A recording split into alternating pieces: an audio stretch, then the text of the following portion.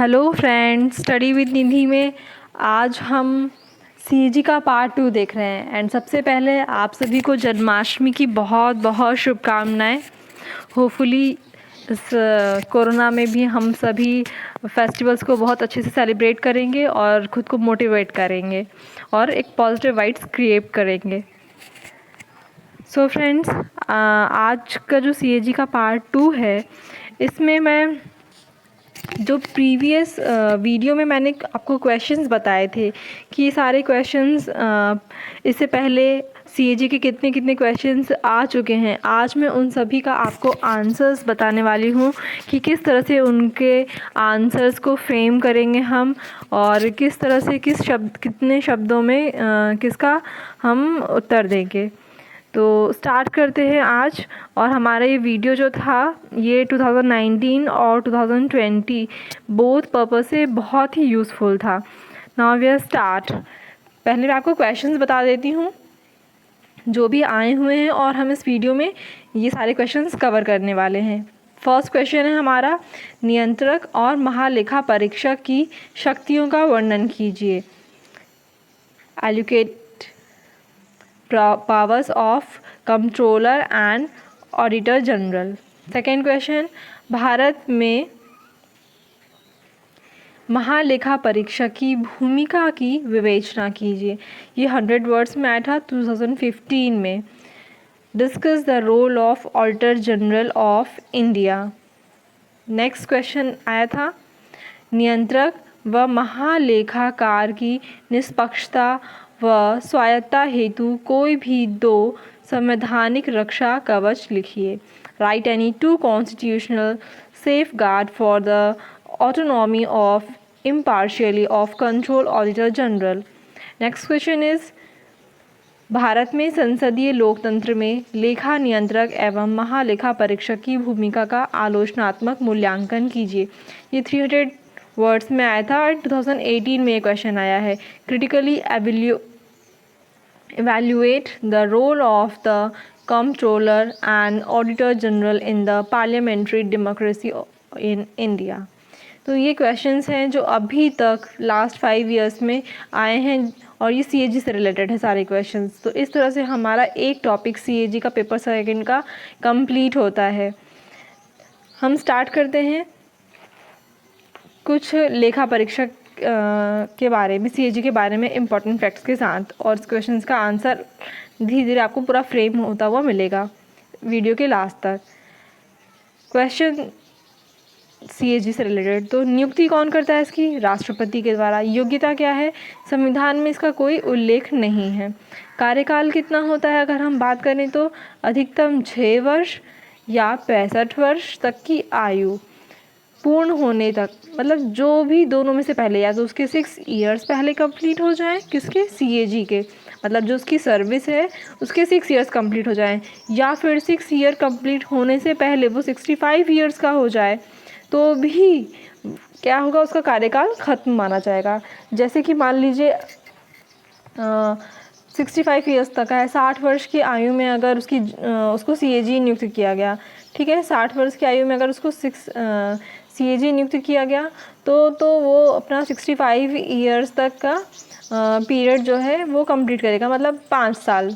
तो फिर जो 6 वर्ष का कार्यकाल था लेकिन 60 वर्ष में नियुक्त हुआ तो वो 65 का हो जाएगा 5 साल में। तो क्या है, 5 साल बाद ही उनका जो है ना कार्यकाल वो समाप्त माना जाएगा, ठीक है, क्योंकि वो 65 इयर्स के हो जाएंगे। और वही अगर वो 50 एज के हैं, है ना, तो फिर वो 65 ईयर के हों या ना हो, लेकिन 6 साल तक जो उनका कार्यकाल रहेगा वो हो जाएगा कंप्लीट। नेक्स्ट है हमारा, हटाने का तरीका क्या है? तो सर्वोच्च न्यायालय के न्यायाधीश के समान, ठीक है, जो सर्वोच्च न्यायालय हैं उनके न्यायाधीश के समान ही उनको हटाया जाएगा।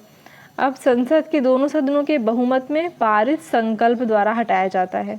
अब मैंने लास्ट वीडियो में आपसे कुछ इम्पोर्टेंट क्वेश्चंस पूछे थे, बट किसी ने आंसर नहीं किया, बट कोई नहीं, मैं आपको आंसर करती हूँ ये समझकर कि आप लोगों को उसके आंसर्स नहीं आते थे। केंद्र का, और ये क्वेश्चंस के जो आंसर बता रही हूँ ये प्री के अकॉर्डिंग बहुत ही फैक्चुअल क्वेश्चन है और ये आता है और बच्चे इसी में कंफ्यूज होते हैं, है ना। तो प्लीज़ आप इन्हें नोट डाउन कर लीजिए। ये क्वेश्चंस जो है ना एज इट इज़ ऐसा ही आता है।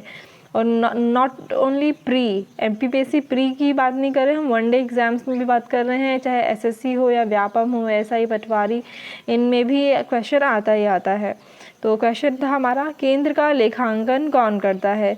तो केंद्र का लेखांकन जो है हमारा वो कौन करता है, सीजीए करता है। ओके, कौन करता है केंद्र का लेखांकन, सीजीए।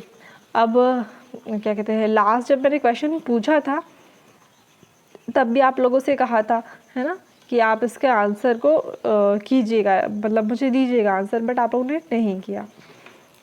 नेक्स्ट हमारा क्वेश्चन है, सीएजी किस मंत्रालय के अधीन कार्य करता है।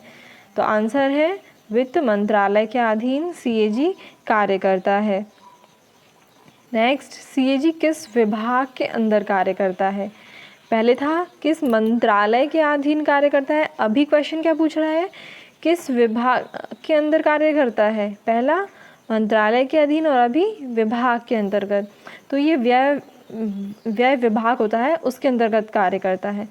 अब नेक्स्ट है, राज्य का लेखांकन कौन करता है। तो राज्य का लेखांकन कौन करता है, सीएजी करता है। नेक्स्ट, राज्य का लेखा परीक्षण कौन करता है। तो लेखा परीक्षण कौन करता है, सीएजी। केंद्र का लेखा परीक्षण कौन करता है, तो सीएजी। तो याद रखिएगा, राज्य का लेखांकन और राज्य का लेखा परीक्षण दोनों ही सीएजी करता है। जहाँ भी राज्य की बात आए कि राज्य का लेखांकन, राज्य का लेखा परीक्षण कौन करता है, तो हमको आंसर लगाना है सीएजी। लेकिन जब केंद्र के लेखांकन और केंद्र के लेखा परीक्षण की बात आए तो दोनों ही अलग अलग हैं। केंद्र के लेखांकन के लिए किसे नियुक्त किया गया है, सीजीए को, और जो केंद्र का लेखा परीक्षण है वो कौन करता है, वो सीएजी करता है। याद रखिएगा, केंद्र का लेखा परीक्षण सीएजी का है और लेखांकन सीजीए, कंफ्यूज मत होइएगा लेखा परीक्षण और लेखांकन में। तो ये हमारे एकदम बेसिक क्वेश्चंस थे जो प्री के अकॉर्डिंग बहुत ही इम्पॉर्टेंट थे। तो 2019 में तो आया भी था ऐसा क्वेश्चन, जो हम प्रीवियस वीडियो में डिस्कस कर चुके थे कि किस आर्टिकल में उसकी कार्य एवं शक्तियों का वर्णन है। अब हम आते हैं हमारे फर्स्ट क्वेश्चन पर। जो हमारा फर्स्ट क्वेश्चन था उसको हम डिस्कस करते हैं कि उसका आंसर राइटिंग किस तरह से करना है, उसका फ्रेम किस तरह से करना है। तो हमारा क्वेश्चन था नियंत्रक एवं महालेखा परीक्षक की शक्तियों का वर्णन करना। ये 300 शब्द का था, 2015 में आया था। ठीक है, क्वेश्चन क्या था, allocated powers of controller and auditor general. Okay, तो हम इसको डिस्कस करते हैं कि इसकी आंसर फ्रेमिंग किस तरह से होगी, क्या लिखना है, कितने पॉइंट्स होंगे, किस तरह से लिखना है हमें। याद रखिएगा, पैराग्राफ में ज़्यादा से ज़्यादा अब मार्क्स नहीं मिलते हैं। पॉइंट में लिखने में क्या होता है, एग्जामिनर जो है वो कॉपी, पहले तो कॉपी देखने में एकदम आंसर व्यवस्थित लगता है तो अच्छा इंप्रेशन पड़ता है, और सामने जो चेक करने वाला है उसको भी ईजिली जो वो फाइंड करना चाहता है वो उसको शो होता है। इसलिए पैराग्राफ ज़्यादा पॉइंट में लिखने की कोशिश क्या कीजिए। तो फर्स्ट पॉइंट है हमारा, नियंत्रक एवं महालेखा परीक्षक के कार्य एवं शक्तियों में भारत की संचित निधि तथा राज्य की संचित निधि के व्यय संबंधी लेखाओं का परीक्षण करता है। किसका, भारत की संचित निधि और राज्य की संचित निधि के व्यय संबंधित लेखाओं का परीक्षण करता है। नेक्स्ट है, केंद्र व राज्य सरकारों के किसी विभाग द्वारा, केंद्र व राज्य सरकारों के किसी विभाग द्वारा विनिर्माण के लाभ और हानि आदि के संबंध में लेखाओं की जांच करता है। नेक्स्ट है, केंद्र एवं राज्य के प्रति एवं व्यय का लेखा परीक्षण, राजस्व कर का निर्धारण, आवंटन आदि की भी निगरानी करता है। कौन की बात कर रहे हैं हम, सीएजी की। ये सब सीएजी करता है, ये उनके कार्य हैं, उनकी शक्तियां हैं कि उनको पावर्स दी गई हैं तो कि वो ये सारे कार्य को कर सकते हैं। नेक्स्ट है हमारा, राज्यपाल के आग्रह पर नगर निगमों का लेखा परीक्षण किया जा सकता है।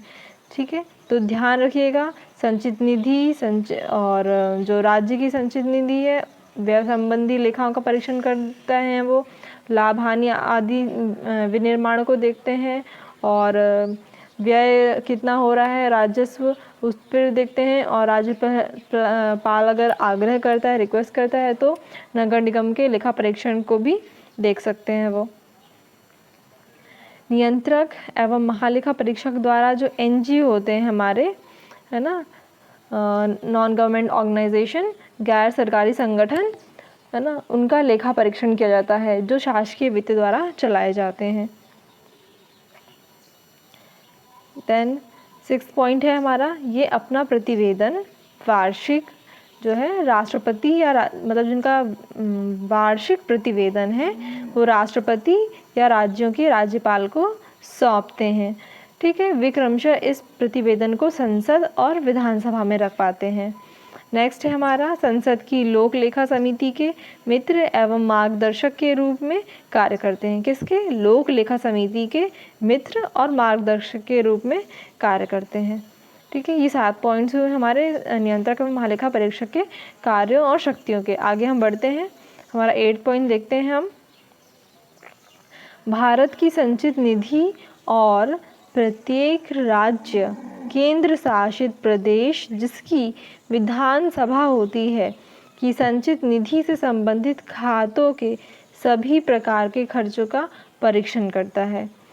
नेक्स्ट, भारत की आकस्मिक निधि और भारत के सार्वजनिक खाते के साथ साथ प्रत्येक राज्य की आकस्मिक निधि और सार्वजनिक खाते से होने वाले सभी खर्चों का परीक्षण करता है। बात कहाँ किसकी हो रही है?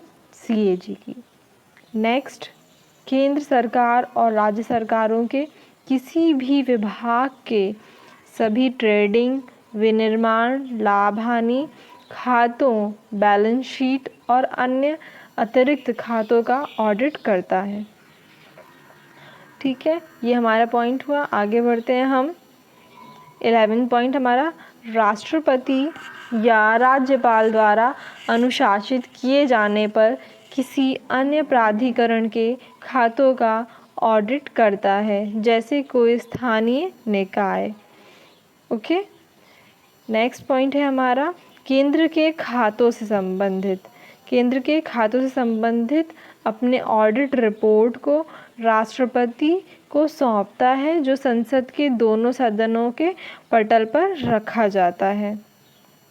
नेक्स्ट है, किसी राज्य के खातों से संबंधित अपनी रिपोर्ट राज्यपाल को सौंपता है, जो राज्य विधानमंडल के समक्ष रखी जाती है। ये हमारे 13 पॉइंट्स हुए किसके? नियंत्रक एवं महालेखा परीक्षक के कार्य एवं उनकी शक्तियाँ। आगे हम कुछ पॉइंट्स और देखते हैं इसमें। किसी भी मामले में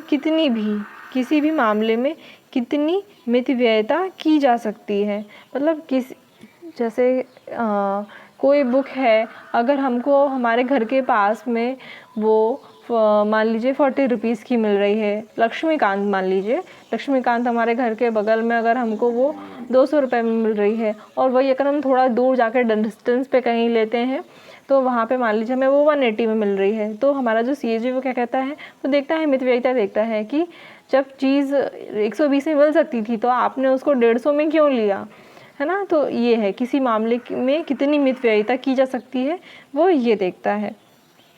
नेक्स्ट है, राष्ट्रीय और अंतर्राष्ट्रीय स्तर पर लेखा परीक्षण हेतु प्रशिक्षण प्रदान करता है।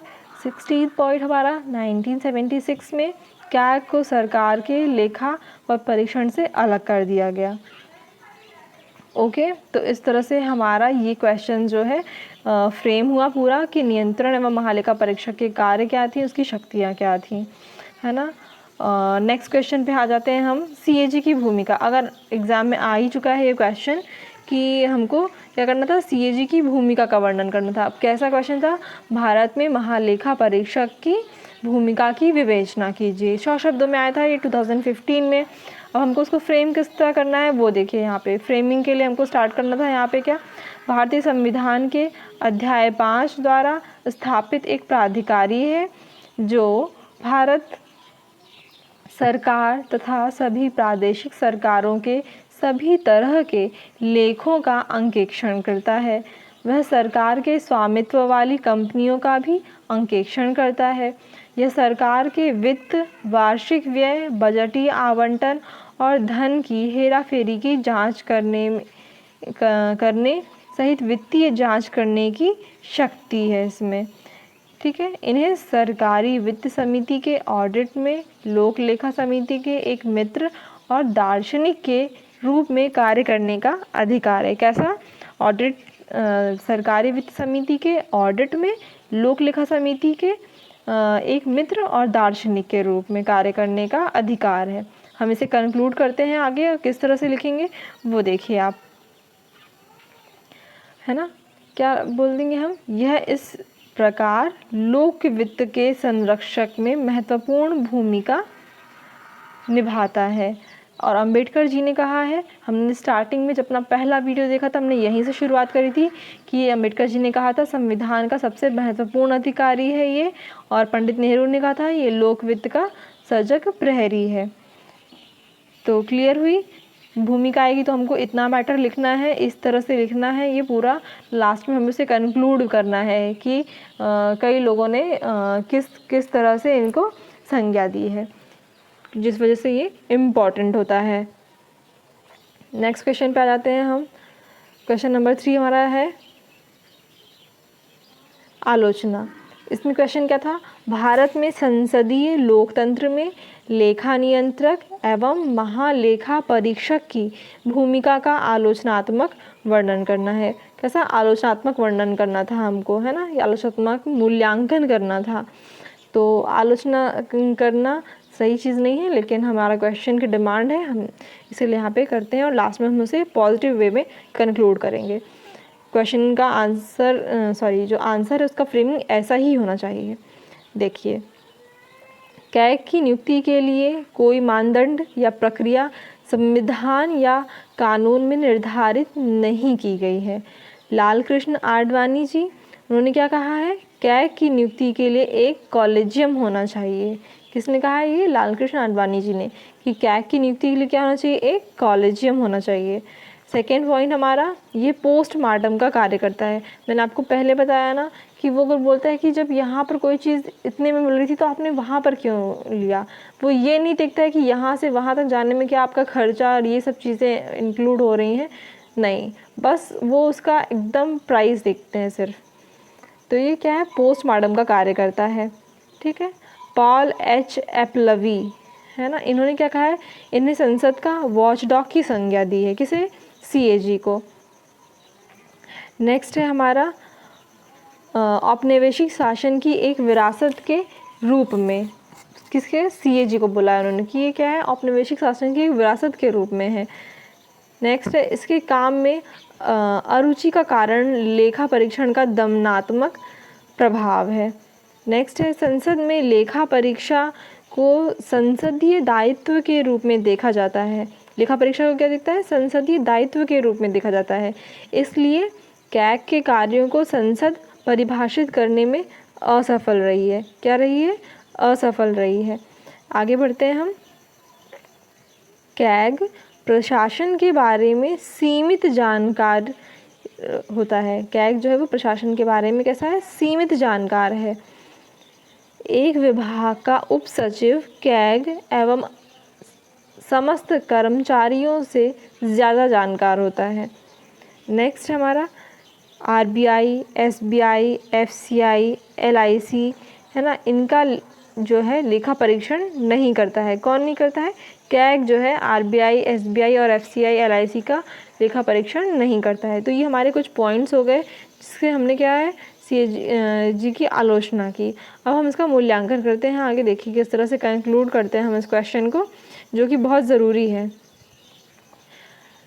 उपर्युक्त आलोचनाओं के बाद भी सीएजी के महत्व को नकारा नहीं जा सकता। क्या कहा हमने, उपयुक्त आलोचनाओं के बाद भी, जो हमने ऊपर आलोचनाएं की 8 पॉइंट लगभग, है ना, तो उसके बाद भी क्या करते हैं, सीएजी के महत्व को नकारा नहीं जा सकता है। यह लोक वित्त का समुचित उपयोग सुनिश्चित करने में संरक्षक की भूमिका निभाता है। ठीक है, क्या करते हैं ये, लोक वित्त का समुचित उपयोग करने, सुनिश्चित करने और संरक्षक की भूमिका निभाता है। इसकी महत्ता अंबेडकर जी द्वारा, है ना, अंबेडकर जी ने क्या शब्द कहे हमने, वो पीछे अभी ही क्लियर किए थे कि उन्होंने कहा था कि संविधान का सबसे महत्वपूर्ण अधिकारी है। तो इसकी महत्ता अंबेडकर जी द्वारा, है ना, सबसे महत्वपूर्ण पदाधिकारी और नेहरू जी द्वारा लोक वित्त के सजग प्रहरी से करार दिए जाने से सिद्ध होता है। क्या, इसकी महत्ता सिद्ध होती है कि इतनी आलोचनाओं के बाद भी जो हमारा सीएजी है उसकी एक अपनी महत्ता है। इस तरह से हमारे ये क्वेश्चन 3 हो चुके हैं। 4th क्वेश्चन पे आते हैं हम, निष्पक्षता व स्वायत्तता हेतु संवैधानिक रक्षा कवच। निष्पक्षता और स्वायत्तता हेतु संवैधानिक रक्षा कवच। अब क्वेश्चन समझिए पहले कि क्या पूछ रहा है आखिर हमसे एग्जामिनर, या एक क्वेश्चन क्या डिमांड चाह रहा है कि हम किस तरह से आंसर फ्रेम करें। ये क्वेश्चन पीछे मैं बता चुकी हूँ आपको, ये 3 शब्दों में लिखने को आया था, 3 मार्क का समझ लीजिए आप इसे। तो इसमें ऐसा है कि निष्पक्षता व स्वायत्तता, आप देखिए जैसे सीएजी है ना, अगर वो किसी पर कोई उस पर कंट्रोल करेगा तो क्या, जैसे कि घर में आप हैं या फिर मान लीजिए कि गवर्नमेंट है, अगर कोई सरकार की आलोचना करे तो सरकार उसका क्या करेगी, पैसा रोक लेगी, उसका पेमेंट रोक लेगी, उसको पद से हटा देगी, ऐसी चीज़ें करेगी ना। लेकिन सीएजी क्या है, सरकार के अधीन नहीं है, जिस वजह से उसके साथ ऐसा संभव नहीं हो पाया, जिस वजह से वो अपना काम जो है वो सुचारू रूप से कर पा रहा है। तो वही पूछा गया है, निष्पक्षता व स्वायत्तता हेतु संवैधानिक रक्षा कवच, मतलब जो इतना निष्पक्ष होकर निर्णय दे रहा है ना, तो उसका संवैधानिक रक्षा कवच क्या है, मतलब वो क्यों ऐसा इतना फ्रीली आंसर दे लेता है, किसी को भी क्लियर बता देता है, क्यों, संवैधानिक रक्षा कवच क्या है आखिर, उसका संविधान में ऐसा क्या लिखा गया है जिसकी वजह से उसको एक रक्षा कवच मिल गया है।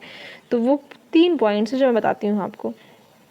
पहला, राष्ट्रपति के प्रसाद पर्यंत पद को धारण नहीं, ये नहीं है कि उसको कभी भी राष्ट्रपति चाहे तो हटा दे, ऐसा नहीं है ना।